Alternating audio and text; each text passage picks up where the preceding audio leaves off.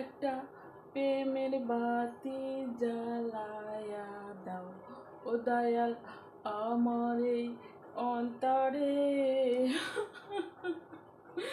বন্ধুরা, আমি হেসে হেসে কথা বলছি, হেসে হেসে গান গাইছি, তোমরা ভাবছো আমি কত সুখে আছি। না গো বন্ধুরা, আমি মোটেই সুখে নেই।